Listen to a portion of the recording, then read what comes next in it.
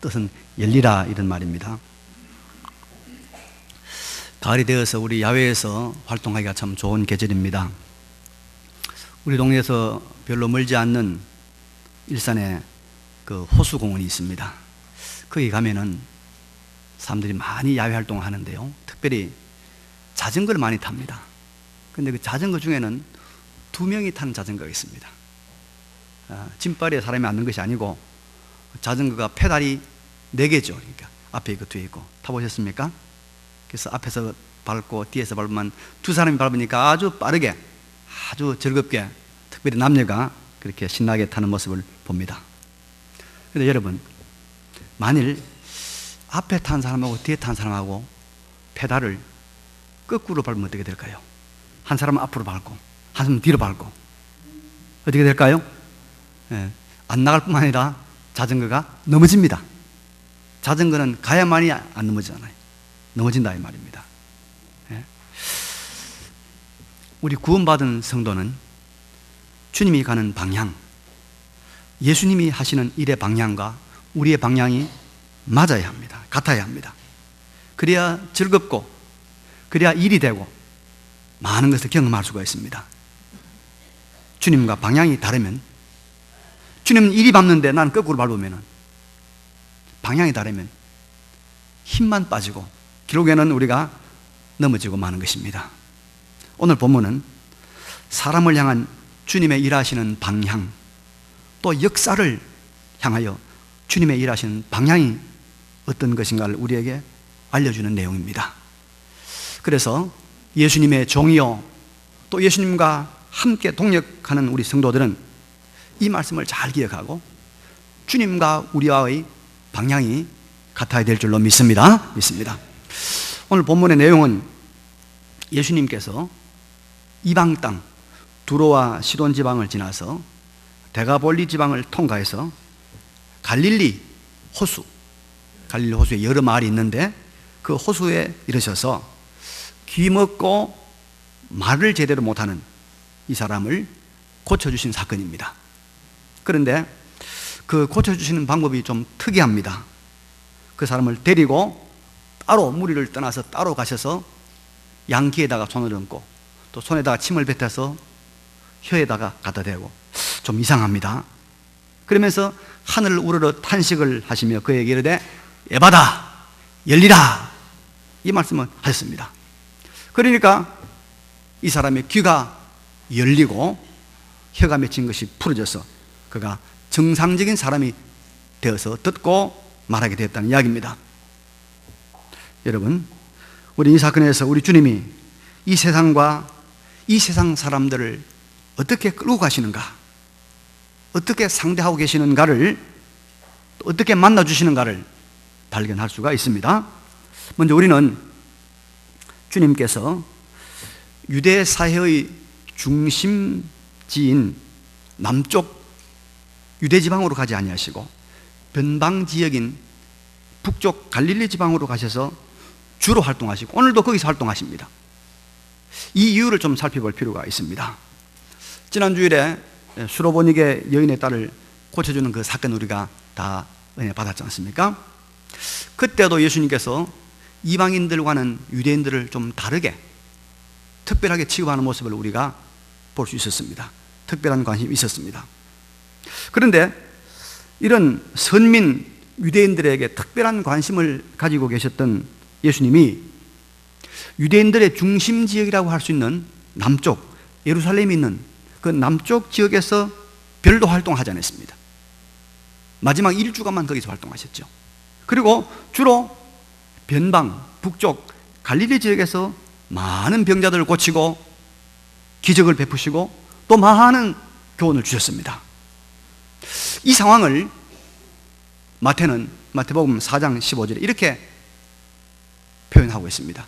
구약 성경을 들어서 스불론 땅과 납달리 땅과 요단강 저편 해변 길과 이방의 갈릴리여, 갈릴리가 이방 취급받았어요. 흑암에 앉은 백성이 큰 빛을 보았고 사망의 땅과 그늘에 앉은 사람들에게 빛이 빛이었도다 하였느니라. 사망의 땅과 같고 그늘에 앉은 자들에게 빛이 비친 사건이 이게 갈릴리에서 일어났단 말입니다. 그러니까 이때 갈릴리는 전에는 참 볼품없는 지역이었고 변당이었지만은 예수님 때문에 빛을 보게 된 거예요.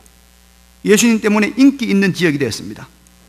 평소에는 잘 찾아오지 않던 예루살렘의 그 서기관들, 그 바리새인들, 이런 사람들이 이 갈릴리 찾아온 거예요. 많은 사람들이 갈릴리 사람들을 주목하게 됩니다. 이제는 예루살렘이 중심이 아니고 갈릴리가 중심이 된 겁니다. 예수님 때문에. 여러분, 이것은 하나님의 그의 백성을 향한 놀라운 섭리 하나를 우리에게 보여주고 있습니다. 이게 뭐냐면 바로 평균하게 하시는 하나님의 손길입니다. 선민 이스라엘 사람들 중에서 당시에 갈릴리 지역의 사람들은 사망의 땅과 그늘에 앉은 그런 사람들과 같이 약한 사람들, 못 사는 사람들, 소외된 사람들, 부족한 사람들이었습니다. 늘 무시당하고 멸시당했습니다. 그래서 요한복음 1장에 보면은 예수님을 만난 빌립이 자기 친구 나다나엘을 찾아갑니다. 말하기를, 야, 모세가 율법에 기록하였고 여러 선지자가 기록한 그 일을 우리가 만났다. 바로 요셉의 아들 나사렛 예수라 했습니다. 그러니까 이때 이 나다나엘이 뭐라고 하는지 압니까? 이렇게 말합니다. 갈릴리의 나사렛에서 무슨 선한 것이 날 수 있느냐? 이렇게 무시당하고 천대받던 지역입니다. 그런데 여러분, 이렇게 소외되고 차별받던 지역에 나사렛 예수, 하나님의 아들이 나타나서 활동을 시작합니다. 이제 이 지역에 막 기적이 나타나고, 이 지역에 병든 자들이 고침받고, 이 지역에 하나님의 복음이 선포되고, 많은 유대 사람들이 갈릴리로 가보자. 갈릴리가 어디냐? 갈릴리 가는 교통편은 어떻게 되느냐? 거기 숙박시설이 있느냐? 몰려듭니다. 왜냐하면 예수님의 소식을 듣고 싶었어.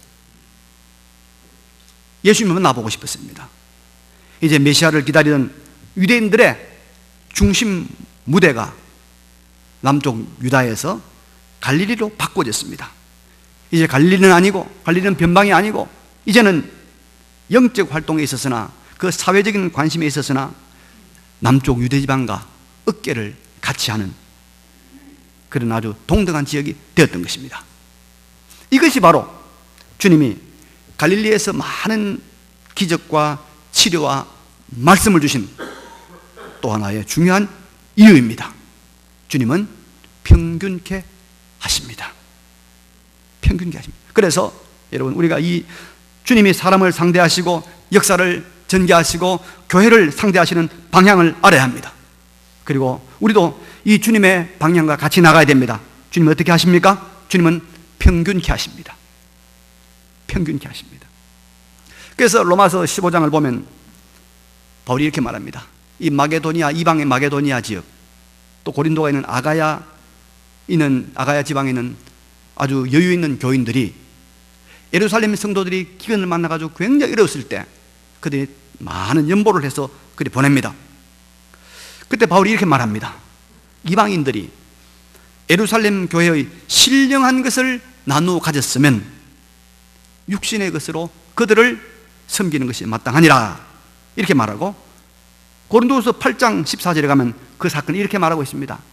이제 너희의 유여한 것으로, 여유 있는 것으로 저희의 부족한 것을 보충함은 후에 저희 유의한 것으로 너희 부족한 것을 보충하여 평균하게 하려 함이라. 기록된 것 같이 많이 거둔 자도 남지 아니하였고 적게 거둔 자도 모자라지 아니하였느니라. 출애굽한 이스라엘 백성들이 광야에서 하늘의 양식 만나를 거두러 갔습니다. 어떤 사람들은 손이 빠르고 부지런해서 많이 거두었습니다. 어떤 사람들은 느리고 어떤 사람들은 적게 거두었어요. 근데 집에 와서 달아보니까 똑같더라 이 말입니다. 하나님의 평균케 하십니다. 여러분, 하나님의 일하심은 평균케 하심이라는 걸 알고 우리도 이 평균케 하심을 따라서 일해야지. 이것을 놓쳐버리면 우리가 어려움을 당하고 화근을 만납니다. 자, 이제 역사 속에서 제가 예를 들어보겠습니다. 우리 세계사가, 우리 인류 역사가 지난 100년 동안 공산주의라고 하는 아주 괴물사상 때문에 홍역을 치렀습니다. 수천만이 죽었습니다. 수많은 전쟁이 있었습니다. 아직도 북한은 공산주의, 중국도 공산주의에 우리가 붙잡혀 있습니다. 그런데 공산주의가 왜 생겨났습니까? 18세기 산업혁명 이후로 공장이 발달하고 산업이 발달하고 경제적으로 유족해지니까 사람들이 빈부의 차이가 생기기 시작했습니다. 그런데 그 차이가 점점 극심해졌습니다. 그래서 소위 말하는 빈익빈 부익부, 잘 사는 사람은 계속 잘 살고 못 사는 사람은 계속 못 사는 이런 현상이 나타나기 시작했습니다. 자, 그럼 어떻게 해야 됩니까? 하나님의 일하시는 방법은 뭐죠? 평균케 하는 거죠. 평균케 하는 겁니다.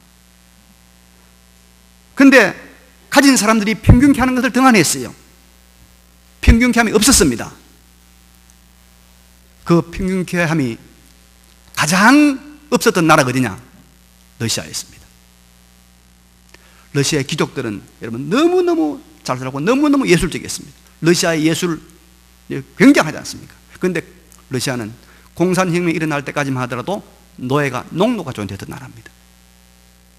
이 평균케 함이 없었기 때문에 제일 먼저 공산혁명이 일어났습니다. 자본주의가 가장 발달했던, 그래서 나라의 부가 가장 부유했던 나라 영국입니다. 영국은 요한 웨슬레를 중심으로 한 교회와 교인들이 중심이 되어서 나눔, 평균케 함의 운동을 전개했습니다. 그래서 공산주의 이론에 의하면 영국에서 제일 먼저 이 공산주의 혁명이 일어나야 되는데 영국에 일어나지 않았습니다. 왜? 나눔, 하나님의 평균케 함이 이루어졌기 때문입니다. 하나님은 역사를 향해, 사람을 향해 뭐 한다고요? 평균케 하는 그 방향으로 나간다 이 말입니다. 자, 여러분 대단히 유감스러운 일이지만 우리 한국교회가 마이너스 성장을 하고 있습니다. 안 믿는 사람들 중에는 교회를 향해 막 비난하고 있습니다. 얼마나 안티크리스찬이 많은지 모릅니다. 그 이유가 무엇인지 아시죠? 교회끼리의 빈익빈 부익부입니다. 세계에서 제일 큰 교회 10개를 꼽는 중에 그 중에 8개가 대한민국에 있습니다. 그런데 유감스럽게도 대한민국 교회의 80%가 100명 이하의 미자립 교회입니다.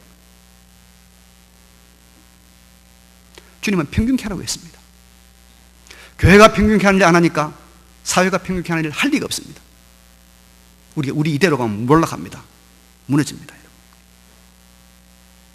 그러나 사람은 그렇지만은 우리 하나님은 평균케 하고 계십니다. 여러분, 그의 백성들 가운데 하나님은 이 평균케 하는 일을 계속해서 이루어 가십니다. 그래서 우리가 눈을 뜨고 보면 물질이 부족한 자에게는 평균케 하는 하나님이 건강을 주셔요. 마음의 평강을 주셔요. 세상적인 것이 부족한 사람들에게는 영적인 깊은 은혜를 주셔요.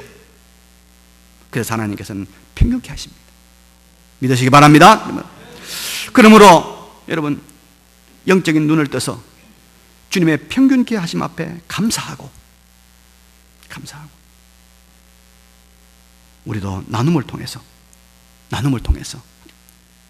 주님의 평균케 하심의 방향을 따라가야 될 줄로 믿습니다.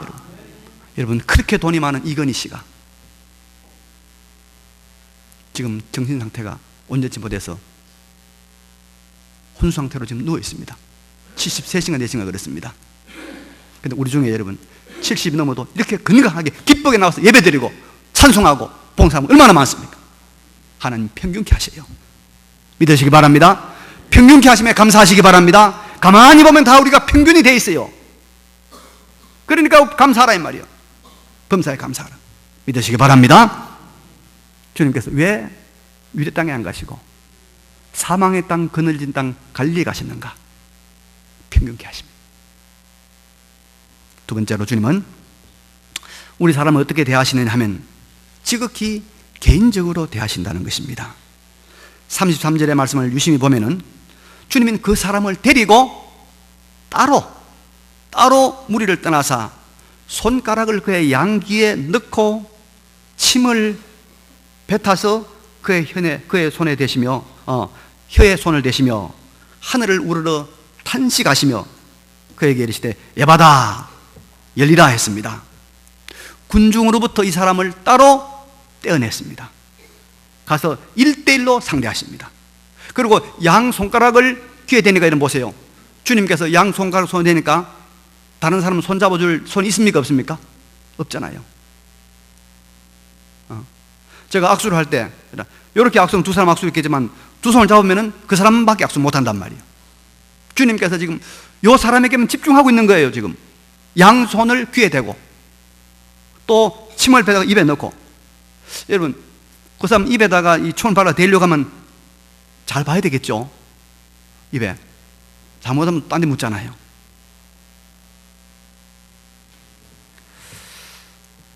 우리 주님은 우리 성도들을 공동체로, 교회로 함께 상대도 하시지만은 기본적으로는 개인적으로 상대하십니다.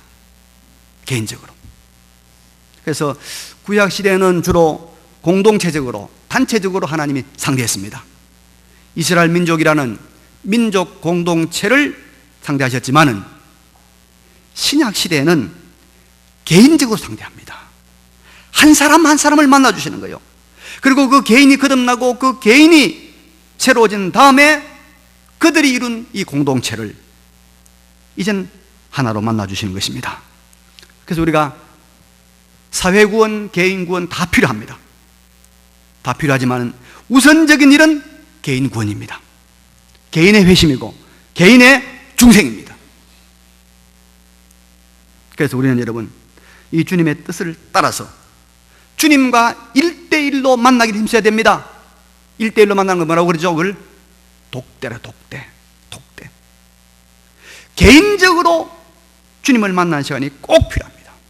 우리 이렇게 여러 사람이 함께 모여서 찬양하고 예배하고 교제하는 거 중요하지만은 그보다 앞서 조용히 주님과 나와 주님의 1대1의 만남이 필요합니다. 주님은 1대1로 만나기 원합니다. 난 너 혼자 만나고 싶다. 난 너 개인적으로 만나고 싶어. 좀 따로 나와. 그래 말씀하시는 거예요. 주님과 우리와의 독대 시간이 여러분 골든 타임입니다. 골든 타임. 이런 하나님과의 1대1, 이 골든 타임, 이것이 우리가 얼마나 효과가 큰지 모릅니다. 제가 여러분 군대 생활을 했는데요, 그때 제가 대대 군종병원 활동을 했어요. 그런데 보병 대대였기 때문에 병사가 한 700명쯤 됐던 것 같아요, 지금 생각에. 근데 제 직급이 뭐냐면은, 제 계급이 뭐냐면 이제 1병, 2병, 1병, 그 다음에 올라가서 이제 상병, 병장. 근데 제가 이 상병 병장 돼도 사병이잖아요, 병사잖아요. 근데 제가 이제 그 인솔해야 될 우리 그 대대 내 신자들이 한 100명쯤 넘은 것 같아요, 지금 보니까. 또 주간에 이제 내후반 예배를 드리러 가면요, 그 소대가 한 16개나 된단 말이죠. 근데 이제 그런 부대에 가면은 저보다 군대 생활 많이 한 고참도 있고, 또 이 하사, 중사 이런 부사관도 있고, 또 중위, 대위 이런 소위 이런 장교도 여러 명 있습니다. 근데 그 사람들이 다 이 군종 활동에 협조하는 게 아니잖아요. 교회 하면 아주 두드리게 나는 사람도 있고, 붙잡고 무조건 이렇게 시비를 거는 사람도 있습니다. 근데 그런 가운데서 군종 활동을 하려고 하면 우리 대대의 최고 지휘관인 대대장의 힘을 입는 길밖에 없어요. 그때 대대장이 중령이었어요. 우리 이장로님이 중령 출신인데 제가 이장로님 만날 때마다 제가 아주 영광스럽습니다. 그때 대대장 만나기 얼마나 힘든지 몰라요. 근데 이 대대장의 힘을 입는 게 딱 한 가지가 있습니다. 바로 대대장의 근무하는 이 근무처가 그걸 CP라고 그래요. CP, 코맨드 포스트라, 대대장 방이죠. 근데 제가 거기에 들어가서 대대장하고 독대를 하고 딱 나오면요, 이 참모들이라든지 장교들 눈치가 달라요. 여기는 이 군대는 지휘관이 절대적 아닙니까? 그러니까 내가 가서 뭐 자기 중대에 대해서 또 그 사람에 대해서 무슨 말을 했을까 굉장히 궁금할 것이고, 제가 가서 무슨 말을 잘못하면 자기가 진급에 지장이 많잖아요. 그러니까 제가 이제 대장 만나서 독대를 하고 나오면은 부대 분위기가 저를 대한 분위기가 달라지는 거예요. 그래서 이제 군종 활동하다가 어려움이 있고 또 여러 가지 애로사항이 있으면 아니야. 그 다음에 제가 대장 만나러 가요. CP에 대장 만나가서 한 30분쯤 제가 대장 독대를 하고 나면요, 장교들이 저를 보는 눈이 달라요. 독대. 그래서 제가 좀 독대가 중요한 걸 느꼈는데요. 여러분, 대장 중에 대장이 누구실까요? 우리 하나님 아닙니까? 왕 중에 왕이 누굽니까? 하나님 아닙니까? 주님 아닙니까? 우리가 그 하나님하고 독대만 하고 나오면 우리 주변에 있는 모든 것들이 나를 보고 벌벌 떨 줄로 믿습니다. 하나님과의 개인적인 만남이 있으면 있을수록 나를 둘러싼 모든 세력들은 벌벌 떨게 되어 있는 거예요. 하나님 앞에 가서 무슨 말 했을까? 나한테 대해서 무슨 말 했을까? 그런 겁니다. 어느 사회든지 여러분, 최고위층과 독대할 수 있는 사람, 직접 보고 직보할 수 있는 사람은 그 사람이 권력자고 그 사람이 세도가 되는 거 아닙니까? 하나님과 독대, 하나님과 1대1의 만남 가지시기 바랍니다. 하나님이 이거 원하는 거예요. 너 나하고 1대1 좀 만나자. 마누라하고만 같이 만나지 말고 좀 1대1로 만나자. 아들만 데리고 오지 말고 1대1 좀 만나자. 1대1로. 그래서 이 무리를 끌고, 이 사람을 끌고 무리 중에 끌고 나오신 거예요. 하나님과의 1대1의 만남 많이 가지시기 바랍니다. 하나님과의 독대. 세 번째로 주님은 이 기먹고 말이 어눌한 사람을 고쳐주시는데 이렇게 말씀하셨죠. 에바다. 이 말은 히브리 말입니다. 뜻이 뭐냐면 열리라 이런 말입니다. 그러니까 지금까지 그 사람에게 붙어는 있었지만은 귀도 붙어 있었고 혀도 붙어 있었고 그렇지만 꽉 막혀서 아무 기능도 역할도 못했던 귀가 열리고 혀가 열리라 이런 말씀입니다. 다시 말하면 없던 귀가 생기는 것이 아니고 없던 혀가 생기는 것이 아닙니다. 이미 있었지만은 제 기능을 발휘하지 못하고 있던 귀와 혀가 이제는 열려져서 제 기능을 발휘하게 하심으로 그 사람을 고쳐주신 것입니다.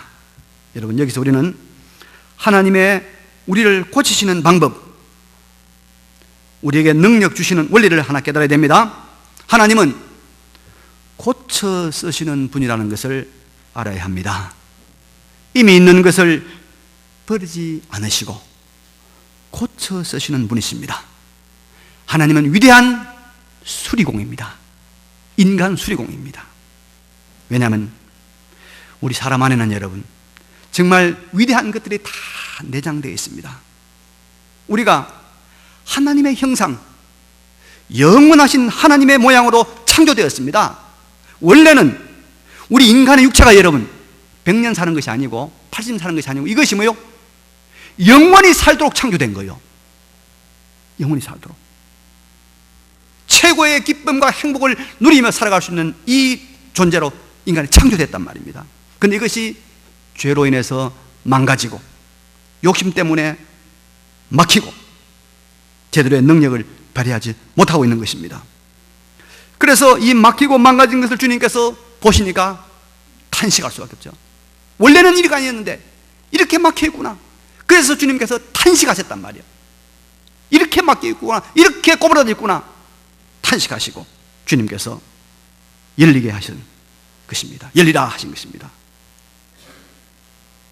주님은 이미 우리가 가지고 있는 것을 새롭게 하고 고쳐가지고 하나님께서 사용하시는 분입니다. 우리가 잘 아는 사건입니다. 여러분, 다윗이 엘라 골짜기에서 골리앗이라고 하는 그 거대한 블레셋의 장군을 무너뜨릴 때 여러분 뭘 사용했습니까? 신기한 총을 사용했습니까?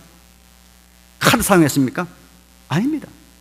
그가 늘 사용하던, 늘 자기 주머니에 있던 물맷돌, 그걸 들고 그가 블레셋의 골리앗을 무너뜨릴 수 있도록 하나님께서 하신 것입니다. 이미 있던 걸 하나님께서 능력 주시니까 그런 놀라운 힘을 발휘한 겁니다. 총알보다 더 세게 날아간 거예요. 주님께서 베세다 광야에서 오병이의 기적으로 남자만 5천 명 이상 2만 명 가까운 사람을 먹였습니다. 어떻게 먹였습니까? 마차를 수십 대 동원해가지고 먹을 걸 공수해 왔습니까? 가져왔습니까? 아니지 않습니까? 군중 속에, 그 군중 속에 있던 한 어린아이가 가지고 있던 보리떡 5개와 물고기 2마리, 이미 그 군중 안에 있던 거예요. 이것 가지고 주님께서 5천 명 이상을 먹이신 것입니다. 그래서 주님께서 새로운 귀를 갖다 붙인 게 아니고, 새로운 혀를 갖다 붙인 게 아니고, 이미 있던 귀, 이미 있던 혀를 풀어주신 거예요. 하나님은 우리 교회를 여러분 누구를 통해서 부흥시키고 흥왕케 하실까요? 어느 날 기막히게 전도 잘하는 사람이 나타나서 할까요? 엄청난 부자가 우리 교회에 와서 할까요? 아니에요. 아닙니다. 바로 우리 안에 있는 우리 안에 있는 이 사람들 통해서 하나님 하십니다.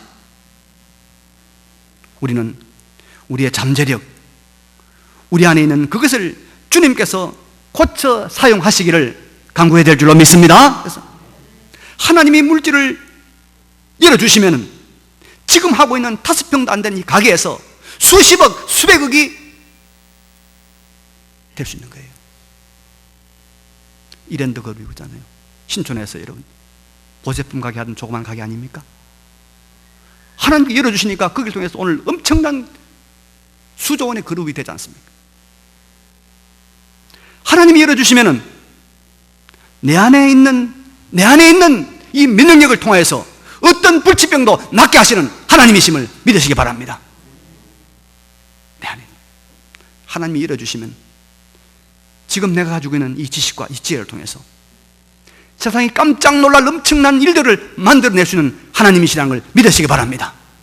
하나님은 여러분 이미 우리에게 있는 걸 사용하시. 그래서 우리는 지금 내가 가지고 있는 것을 소중하게 여겨야 됩니다. 이것이라도 주님이 쓰시면, 이것이라도 주님이 에바다 열리라 하시면 엄청난 역사를 나타낼 줄로 믿으시기 바랍니다. 믿습니다. 에바다 하시면 되는 거예요. 에바다 하시면 되는 거예요. 건강이 열려라, 돈이 열려라, 평안이 열려라. 그럼 열리는 거예요. 여러분. 우리 은혜 받은 분들 경험하잖아요.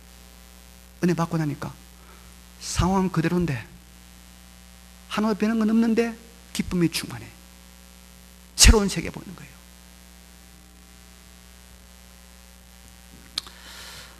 우리는 여러분 주님과 방향과 목표가 같으면 주님의 힘을 입어 승리할 것이고, 주님과 방향이 다르면 아무리 애를 써도 좋은 결과를 얻지 못하고 우리는 실패자의 삶을 살고 맙니다. 그러면 주님은 어떤 방향을 가지고 일하십니까?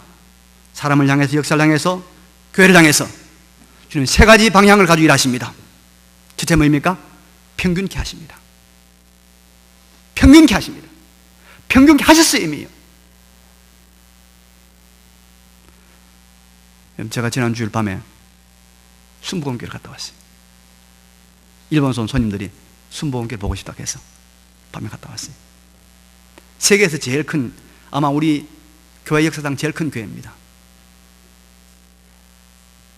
근데 거기 있는 것도 많지만 거기에 없는 것 우리가 아직 너무 많아. 평균케 하신 하나님이에요. 평균케 하셔. 하나님 우리 어떻게 만나기 원합니까? 개인적으로 독대하기 원합니다. 개인적으로 내가 어떻게 하나님, 나와 독대하기 원하시는 하나님. 그리고 하나님 어떻게 하시죠? 이미 우리에게 있는 것, 이미 우리가 있는 걸 가지고 이걸 수리해서, 이걸 온전케 해서, 이것을 열어서 쓰시고 나신 하나님. 그러니까 우리 있는 걸 소중하게, 이거 소중하게 된단 말입니다. 이 주님과 함께 일하시는, 주님과 함께 일하심의 능력을 체험하는 우리 모두가 되시기를 간절히 바랍니다. 이 말씀을 기억하시면서 잠시 하나님 앞에 우리가 결단의 기도를 드리겠습니다. 기도하겠습니다. 걸어가시고 전능하신 우리 아버지,